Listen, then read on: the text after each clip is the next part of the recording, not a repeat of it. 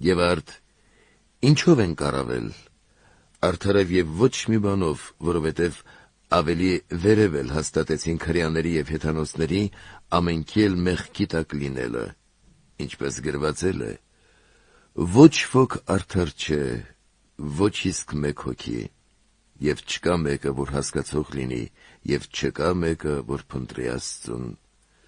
Բոլորը միասին խոթորվեցին և անպետքացան, չկա մեկը, որ բարություն անի, ոչ ոք, ոչ իսկ մեկ հոգի։ Նրանց կոկորդը բաց գերեզման է, իրենց լեզուներով խաբեբա դարձան, նրանց շրթունքների տակ իժերի թույն կա, նրանց բերանները լի են անեծքներով և դառնությամբ, նրանք վազում են արյուն թափելու համար,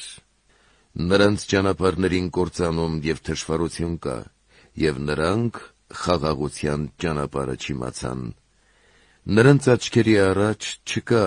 Աստծո երկյուղը։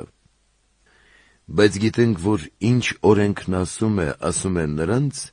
որ օրենքի տակ են, որպեսզի ամեն բերան փակվի և ամբողջ աշխարհը Աստծո դատապարտության տակ դրվի,